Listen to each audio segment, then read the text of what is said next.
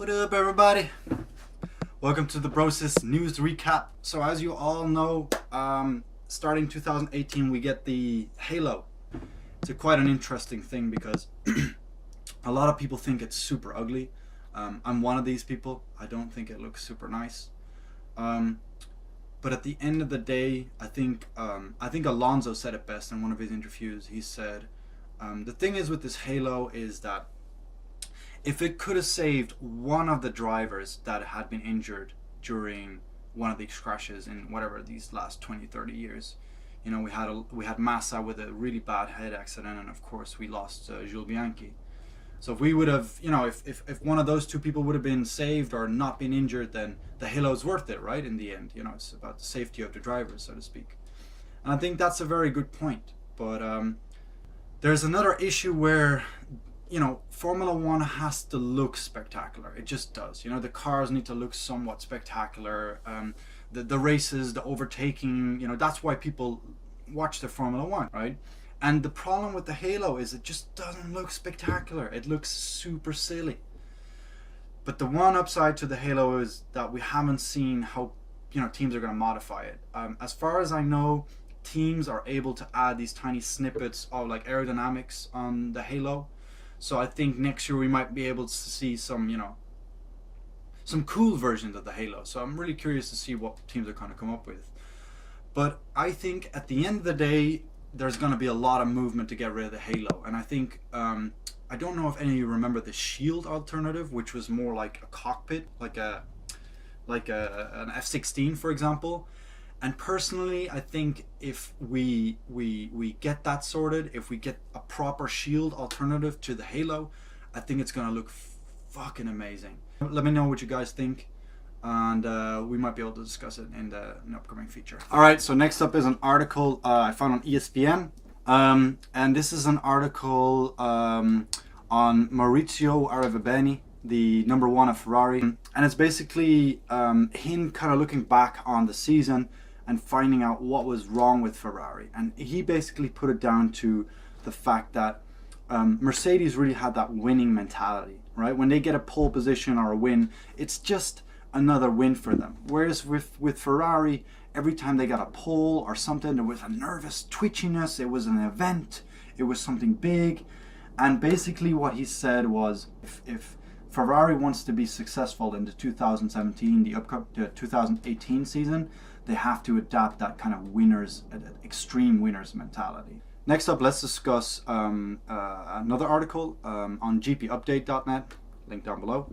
And this is motorsports.com acquires gpupdate.net. I'm not sure how I feel about this because I'm a big fan of gpupdate.net. I love their website. I love the fact that you can like check how quick, like what time the races are, when stuff is. You can check the different series, etc., etc. And I really like this website. And also, it's a Dutch website, and I'm Dutch, so you know there's a little bit of bias going on there. But at the end of the day, I think it's a really nice website. It's really handy to have, and I wonder how motorsports.com is going to change the website. So, kind of looking forward to that next year. Also kind of anxious, and we'll see what happens next year. There's also a little article on Kubica on what's going to happen to your man during the next season. And as far as I know, there's nothing final. But for Williams, which is a team that does seem to be slightly more money oriented, it does seem that money is going to be a very big issue.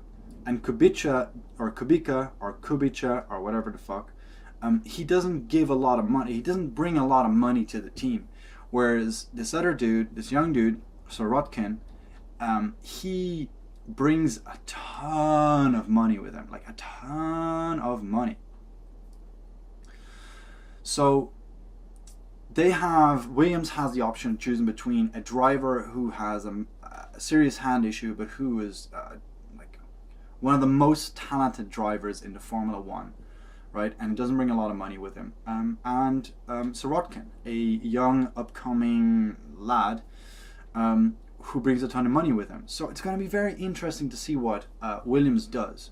And one of the more interesting things I saw recently was the fact that Kubica was willing to pay 7 million euros to drive 7 races to see if he could convince Williams.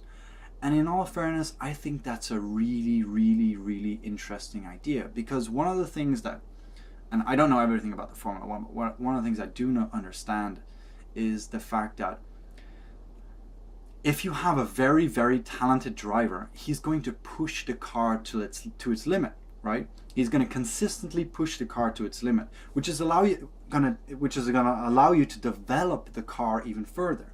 It's not just going to be, some paid drivers driving the car, not to this full extent, tune up to experience, etc., etc., and you're just there to participate and to make your ends meet, right? I would prefer to see Kubica in that car for seven races and to see what happens. Like, let's see what's possible with that car, and let's see if we have like 2 of these really talented drivers, Kubica and a fellow driver. What are 2 very talented drivers going to be able to do for a team? To give you another example, you can just see the amount of extra energy and motivation and passion that comes from having people like Max Verstappen and Ricciardo in your team. You can see, all these metrics that are not specifically related to a car, to broach another subject. It's not only the fact that your car will be pushed further, but you're also more attractive to sponsors.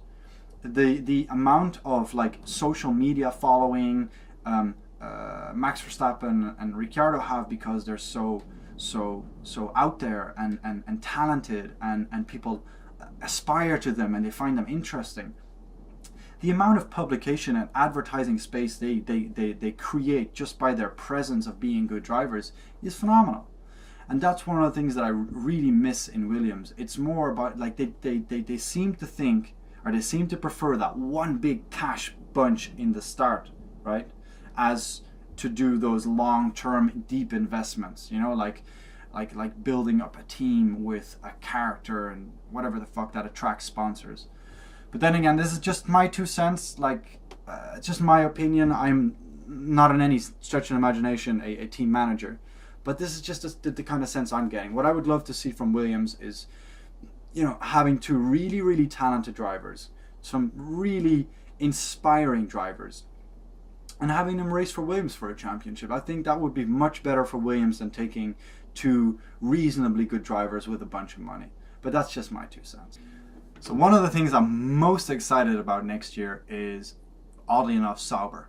So there's not a lot of news out about Sauber at the moment. One of the things that I'm most excited about is the fact that, first of all, they started their design for their 2018 car pretty early. So I'm very, very excited. And they also started with Frédéric Vasseur, which, as everybody knows, is a pretty decent team leader, principal.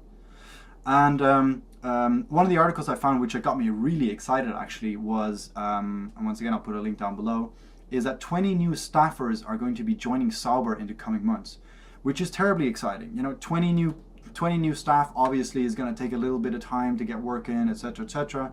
But there does seem to be some very positive movement. New sponsorships going to Sauber, new team principal, new staff. There's a lot of commotion. So I think maybe next year we won't see. Oh, and I forgot something, which I'm most excited about actually, is that we're going to see Charles Leclerc in the fucking Sauber, which is going to be awesome. Don't know, for you guys who've seen the Formula 2 last year, he was a phenomenal driver, like absolutely spectacular. So it's going to be super interesting to see a guy like that in the Sauber. So I think next year Sauber isn't going to be insane. They're not going to be fighting for midfield or something, but they're going to be struggling for some points. There's going to be some points moments in there, which is going to be super cool. And then probably the year after, if Sauber really starts to pick up a little bit, we're going to see Sauber back in the midfield. All right, so next up, let's discuss the drivers' union. All right, for some of you who don't know what a drivers' union is, it is basically the drivers getting together and saying, we are one big unit, and we will voice our opinion as one group, and we are stronger as a collective. So in this article on the BBC, it actually states that all Formula One drivers have unanimously signed up to the union because of concerns over the future of the sport. The reason people are giving that all these drivers are entering the drivers' union is because F1 is entering a period of evolution, of turmoil, of change, of turbulence, so to speak. You know, you have that the Americans are coming in now, and they're adding their own flair and their own concepts. And I think the drivers are quietly concerned with the fact that F1's going to not be a race anymore. It's not going to be about the race anymore, but it's going to be a spectacle. It's just going to be about the show, you know. I understand they are concerned, but I just don't see the problem, in the sense that I don't think they're mutually exclusive. Like, you can have spectacular races and very good racing. They don't have to be like, you know, or They can be on par. So I understand that there's a lot of turmoil, and I understand that people are afraid of change, but I don't think it's going to be an issue. However, at the end of the day, if it all boils down to it, I think the drivers' union is a good thing, as long as everyone in the drivers' union can agree with these certain things, and as long as, because we all know Formula One drivers can be a little bit of bitchy, a little bit meh, a little bit whiny, you know, a little bit meh.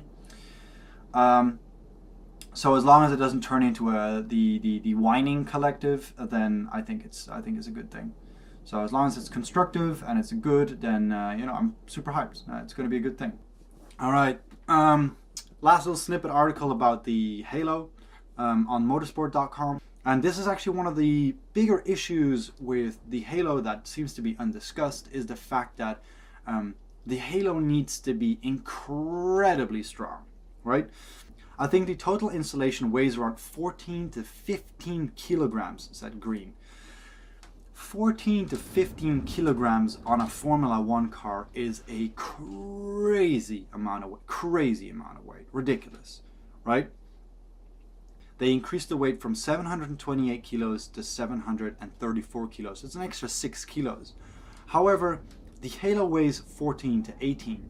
That leaves 9 kilos. So where is this 9 kilos going to come from? And like many years before, we're going to see that drivers going to have to lose some weight. And I think that sucks. We're going to see some drop-offs in performance. It's just going to happen. Maybe it's not going to be a big thing. It's not going to be like we're not going to see any more overtakes. But you can take into consideration the fact that if you're constantly on a diet and you're racing for God knows how many hours every 2 weeks, your performance is going to go down. What else we're going to see is that some of the teams that are having more difficulty with getting the weight down are actually not going to be able to add ballast to the car. And this is very significant because ballast allows you to place weight forward or backwards or wherever the fuck to get the desired characteristics of the car, right? So if you have a very hard time with getting that weight down and keeping under that 734 kilo weight limit, and you have a heavy driver, you're not going to be able to play with ballast, which I think is going to be an issue for some teams. So once again, you know, I'm very divided on the Halo. I think, you know, safety, very, very important, but I think there's a lot of downsides to the Halo which need to be sorted out clearly. All right, that's it.